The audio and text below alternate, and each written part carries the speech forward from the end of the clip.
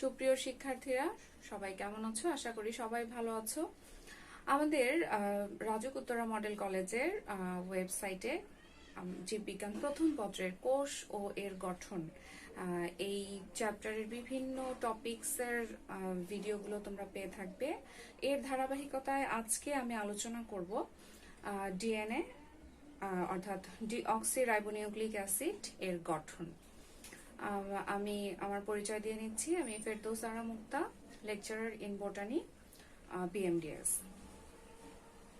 তোমরা জানো ডিএনএ জীবের জন্য অত্যন্ত গুরুত্বপূর্ণ একটি উপাদান। এটি জীবকোষের যাবতীয় বৈশিষ্ট্য ধারণ করে এবং পরবর্তী প্রজন্মে বহন করে। ধারণ করে বলতে একটা জীবের যা যা বৈশিষ্ট্য আছে, তার কোষের গঠন, কোষের বিভিন্ন অঙ্গাণুর গঠন, কোষের অঙ্গাণুগুলো কিভাবে কাজ করবে, কোন ধরনের উপাদান বা প্রয়োজনীয় উপাদানগুলো তৈরি করবে, যেমন ধরো হরমোন, ভিটামিন, অ্যান্টিবডি, এনজাইম, এগুলো সবকিছুর ডিরেকশন, সবকিছুর নির্দেশনা ডিএনএ এর কাছ থেকেই তৈরি হয়।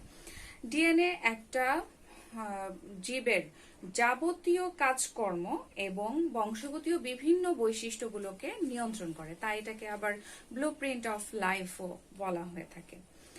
একটা ডিএনএ স্বপ্রজননশীল অর্থাৎ ডিএনএ থেকে ডিএনএ তৈরি হয়, অর্থাৎ একটা ডিএনএ পূর্বতন একটা ডিএনএ থেকে অণু থেকে তৈরি হয়ে থাকে। তো এই ডিএনএ এর পূর্ণরূপ তোমরা সবাই জানো, ডিঅক্সিরাইবোনিউক্লিক অ্যাসিড, অর্থাৎ এটি একটি নিউক্লিক অ্যাসিড। এবং আমরা জানি যে নিউক্লিক অ্যাসিড কিন্তু দুই ধরনের, ডিএনএ এবং আরএনএ। তার মধ্যে আমরা ডিএনএ নিয়ে আমরা আজকে আলোচনা করছি। ডিএনএ কোষের অভ্যন্তরে আমরা জানি যে ক্রোমোজোমের প্রধান উপাদান ডিএনএ, ক্রোমোজোমে ডিএনএ পাওয়া যায়। এছাড়াও মাইটোকন্ড্রিয়া, প্লাস্টিড ইত্যাদির অভ্যন্তরেও তাদের নিজস্ব ডিএনএ পাওয়া যায়। এই ডিএনএ স্বপ্রজননশীল, পরিব্যক্তিক্ষম, অর্থাৎ এখানে মিউটেশন বা পরিব্যক্তি ঘটতে পারে। আর একটা জীবের যাবতীয় জৈবিক কাজের নিয়ন্ত্রক হিসেবে কাজ করে, বংশগতীয় বৈশিষ্ট্যাবলীর ধারক হিসেবে কাজ করে এবং বাহক হিসেবে কাজ করে। ঠিক আছে, তো আমরা এটাকে একটা সংজ্ঞার মধ্যে নিয়ে আসতে পারি যে সজীব কোষে অবস্থিত স্বপ্রজননশীল, পরিব্যক্তিক্ষম, যাবতীয় জৈবিক কাজের নিয়ন্ত্রক এবং বংশগতীয় বৈশিষ্ট্যের ধারক ও বাহক যে নিউক্লিক অ্যাসিড, তাকে ডিএনএ বলে।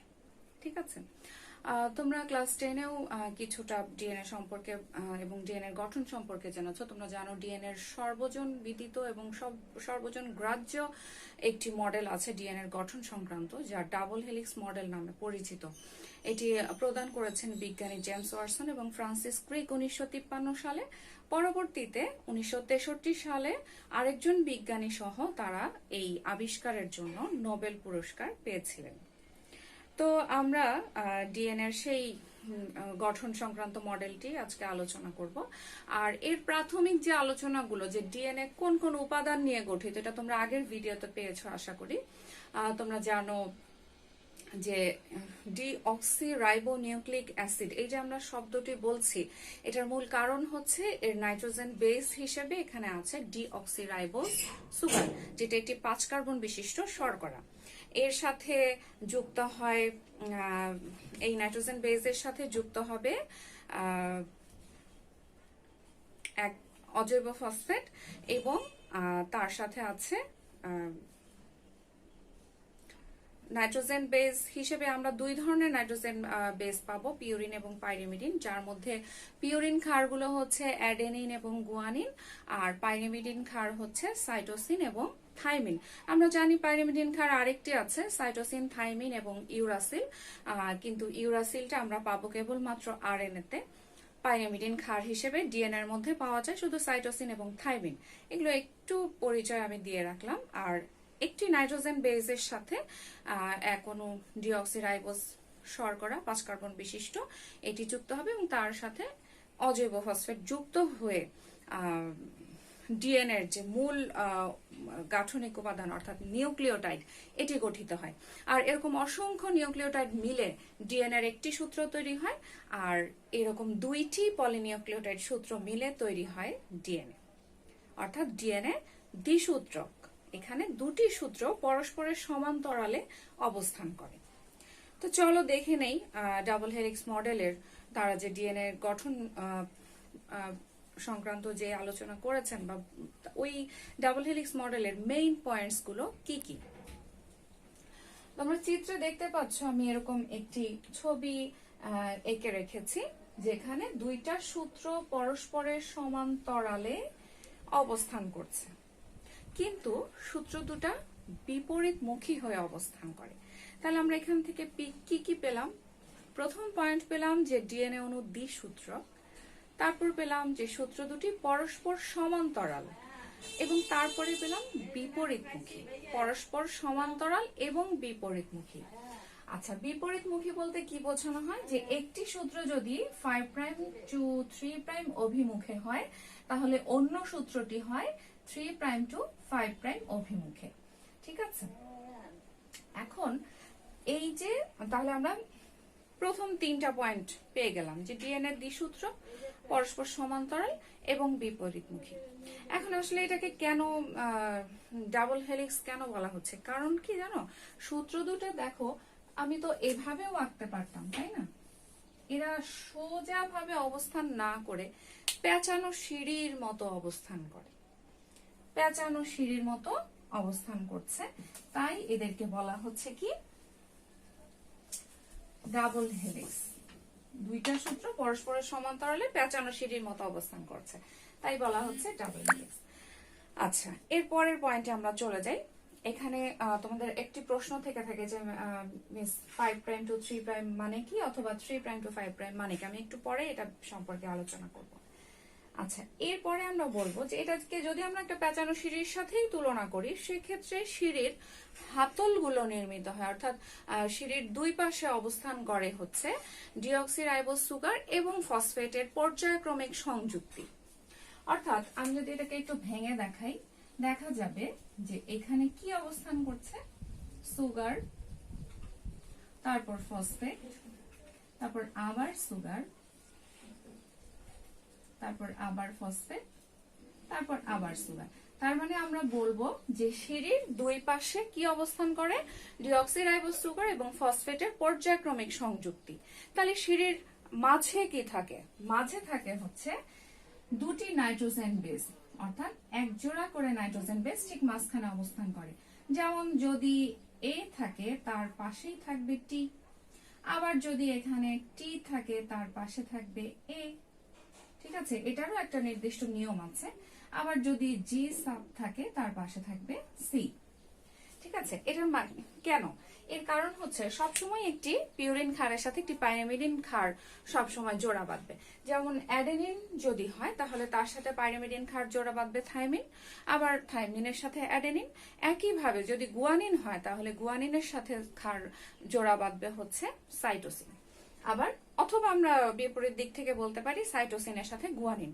কিন্তু এখানেও একটা নির্দিষ্ট নিয়ম আছে যে এখানে হাইড্রোজেন, আমরা জানি যে দুইটা ডিএনএ যে দুইটা সূত্র দুটা কিন্তু পরস্পর সমান্তরালে যেমন অবস্থান করে তেমনি তাদের মধ্যে সংযোগ রক্ষা করার জন্য একটা বন্ধনী রয়েছে, সেটা হচ্ছে হাইড্রোজেন বন্ধনী।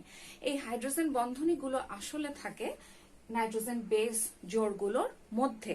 এই নাইট্রোজেন বেস যেমন অ্যাডেনিনের সাথে থাইমিন যখন জোড়া বেঁধেছে তখন দুটি হাইড্রোজেন বন্ধনীর মাধ্যমে জোড়া বেঁধেছে, আবার সাইটোসিনের সাথে গুয়ানিন যখন জোড়া বাঁধে তখন সেখানে 3টি হাইড্রোজেন বন্ধনী থাকে।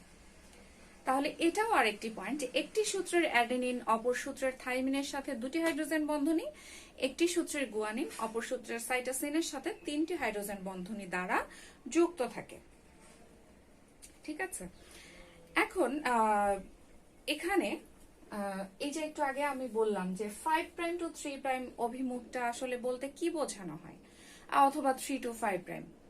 এখানে দেখো এটা দিয়েই নির্ধারিত হয়। যেমন আমি এখানে যেটা এঁকেছি এটা হচ্ছে একটা ডিঅক্সিরাইবোজ সুগারের রিং স্ট্রাকচার এঁকেছি, যার মধ্যে ফুল স্ট্রাকচারটা এখানে দেখানো হয় না। আমি যদি ফুল স্ট্রাকচার দেখাই, এখানে একটা কার্বন আছে, এখানে একটা কার্বন আছে, এখানে, এখানে এবং এখানে। তাহলে আমরা যদি এদিক থেকে হিসাব করি 1 2 3 4 5, তার মানে 5 নং কার্বনে কি থাকে? ফসফেট সংযুক্ত থাকে সব সময়, কিন্তু তাই।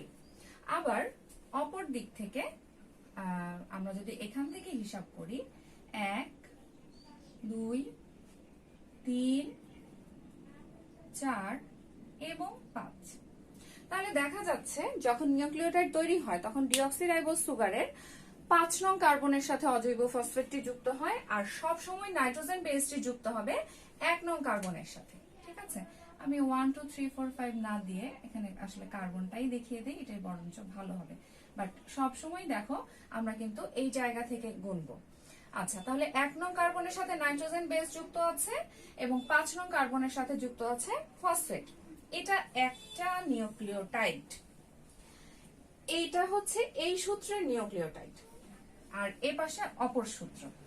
এখন এই সূত্রটাকে যদি আমি বর্ণনা করতে চাই তাহলে আমরা বলবো যে প্রথম নিউক্লিওটাইডের কয় নং কার্বনে ফসফেট যুক্ত ছিল? 5 নং কার্বনে। এই নিউক্লিওটাইডটা আবার ওই সূত্রেরই পরবর্তী নিউক্লিওটাইডের কত নং কার্বনের সাথে যুক্ত আছে? 3 নং দিয়ে যুক্ত আছে। তাহলে এখানে ছিল 1 2 and 3, তাহলে 3 নং কার্বন আবার পরবর্তী নিউক্লিওটাইডের সাথে সংযুক্ত থাকে। তাহলে এই সূত্রের ডিরেকশন আমরা বলতে পারি যে এই সূত্রটা আসলে 5 প্রাইম টু 3 প্রাইম ডিরেকশনে আছে। ঠিক একইভাবে আমরা যদি এই সূত্রে চলে যাই, এখানে দেখা যাবে, আমি তো আগেই বলেছি যে 5 নং মূলত মূল নিউক্লিওটাইডের সবসময় 5 নং কার্বনের সাথে ফসফেট যুক্ত থাকে। আচ্ছা, এই সূত্রটা নিশ্চয়ই তার পূর্ববর্তী নিউক্লিওটাইডের সাথে 3 নং দিয়ে কানেক্টেড ছিল, তাহলে আমরা এটাকে এভাবে বলতে পারি 3 প্রাইম টু 5 প্রাইম। তাহলে এখানে ছিল 3, আর পরবর্তী প্রথম ফসফেটটা ছিল 3 নং কার্বনের সাথে যুক্ত, পরের ফসফেটটা হচ্ছে 5 নং কার্বনের সাথে যুক্ত। সো এটার ডিরেকশন হচ্ছে 5 prime to 3 prime to 5 prime. ঠিক আছে, এই কারণেই কিন্তু আমরা আসলে সূত্র দুটোকে এভাবে বর্ণনা করি যে একটা হচ্ছে 5 প্রাইম টু 3 প্রাইম ডিরেকশন, আর একটা হচ্ছে 3 টু 5 প্রাইম ডিরেকশনে আছে। আচ্ছা, এখানে ডিএনএ ডাবল হেলিক্স মডেলের আরেকটা পয়েন্ট আছে, আমি এটা একটু তোমাদেরকে ব্যাখ্যা করে দেই। পয়েন্টটা কি? পয়েন্টটা হচ্ছে বলা হয় একটা সূত্রের নিউক্লিওটাইডের সুগার ডিঅক্সিরাইবোজ সুগারের 5ম কার্বন অণুর সাথে কি যুক্ত থাকে? ফসফেট যুক্ত থাকলে, একটা নিউক্লিওটাইডের 5ম কার্বনের সাথে ফসফেট যুক্ত থাকলে অপর সূত্রের নিউক্লিওটাইডের 3 নং কার্বন অণুর সাথে ফসফেট যুক্ত থাকে। তার মানে একটা সূত্র, এটা যদি আমরা এই দিকের 5 প্রাইম টু 3 প্রাইম ডিরেকশন ধরি, এই সূত্রের নিউক্লিওটাইডের ফসফেট, প্রথম ফসফেটটা যদি 5 নং এর সাথে যুক্ত থাকে, তার ঠিক অপোজিটের ফসফেটটা কয় নং এর সাথে যুক্ত আছে? প্রথম ফসফেটটা 3 নং কার্বনের সাথে। দেখো 1 2 3। আশা করি তোমরা পয়েন্ট দুটো বুঝতে পেরেছো। এরপরে আমরা বাকি পয়েন্টগুলোতে চলে যাই। আমরা তো জানি যে সূত্র দুটি প্যাঁচানো হয়ে অবস্থান করে, প্যাঁচানো সিঁড়ির মতো অবস্থান করে। এক একটা পূর্ণাঙ্গ প্যাচ, অর্থাৎ আমরা যদি ধরি এখান থেকে শুরু করে এখানে শেষ হবে, অথবা এখান থেকে শুরু করে এখানে শেষ হবে, এই পূর্ণাঙ্গ প্যাচের দৈর্ঘ্য হচ্ছে কত? 34 অ্যাংস্ট্রম। 34 অ্যাংস্ট্রম। এবং এই একটা পূর্ণাঙ্গ প্যাচের মধ্যে এই যে এটি, টিএ, জিসি, সিজি এরকম করে নাইট্রোজেন বেস জোড়াগুলো অবস্থান করে, মোট 10 জোড়া। তাহলে একটা পূর্ণাঙ্গ প্যাচে মোট 10 জোড়া নিউক্লিওটাইড অবস্থান করে। তাহলে এক জোড়া নিউক্লিওটাইড থেকে পরবর্তী নিউক্লিওটাইডের দূরত্ব কত? তাহলে আমরা সম্পূর্ণ দৈর্ঘ্যটাকে কয় জোড়া নিউক্লিওটাইড আছে সেটা দিয়ে ভাগ করলেই এক জোড়া থেকে অপর জোড়ার মধ্যবর্তী দূরত্বটা পেয়ে যাব। অর্থাৎ পূর্ণাঙ্গ প্যাচের দৈর্ঘ্য যদি 34 অ্যাংস্ট্রম হয়, তাহলে প্রতি জোড়া নিউক্লিওটাইড একে অপরের কাছ থেকে কতটুকু দূরত্বে থাকে? 3.4 অ্যাংস্ট্রম দূরত্বে অবস্থান করে। ঠিক আছে, এবং দেখা যায় যে একটা পূর্ণাঙ্গ প্যাচের মধ্যে হাইড্রোজেন বন্ধনী অ্যাবাউট 25, অর্থাৎ প্রায় 25টি হাইড্রোজেন বন্ধনী পাওয়া যায়। কিভাবে? যেমন ধরো এটি, তার মধ্যে 2টা আছে, টিএ এখানে 2টা আছে, জিসি 3টা আছে, সিজি 3টা আছে। এরকম ভাবে একটা পূর্ণাঙ্গ প্যাচে আমরা জানি 10 জোড়া নিউক্লিওটাইড থাকে, তাদের এভারেজ একটা হাইড্রোজেন বন্ধনের সংখ্যা হচ্ছে 25টি। ঠিক আছে, এবং ডিএনএ ডাবল হেলিক্সের ব্যাস, অর্থাৎ কিভাবে এটা কতটুকু ব্যাসে এটা পেঁচিয়ে অবস্থান করে, এটা কি অল্প নাকি বেশি? ঠিক আছে, সেখানে দেখা যায় যে এটার এই ব্যাসের দৈর্ঘ্য হচ্ছে 2 ন্যানোমিটার, ঠিক আছে, অথবা 20 অ্যাংস্ট্রম আমরা বলতে পারি। আচ্ছা, এখন আর আরেকটি পয়েন্ট দিয়ে আমরা শেষ করব গঠনটি।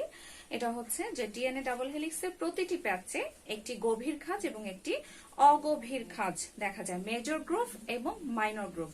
মেজর গ্রুভ বলতে জাস্ট এই অংশটাকে বোঝানো হয়, আর মাইনর গ্রুভ বলতে এই দিকের যে পূর্ণাঙ্গ খাঁজটি এটিকে বোঝানো হয়ে থাকে, মেজর এবং মাইনর গ্রুভ। আর একটি ডিএনএ এর আণবিক ওজন 10⁶ থেকে 10⁹ পর্যন্ত হতে পারে। এই হচ্ছে ডিএনএ গঠন সংক্রান্ত ডাবল হেলিক্স মডেল। আর এখানে আরেকটু আমি আরএনএ নিয়ে একটু আলোচনা করে দুইটার মধ্যে আমরা একটা ডিফারেন্স তৈরি করব। আরএনএ এর মানে হচ্ছে রাইবোনিউক্লিক অ্যাসিড, তোমরা জানো, এবং আরএনএ এর গঠনে পাওয়া যায় হচ্ছে, আমরা এটা বোর্ডের মাধ্যমে চলে আসি।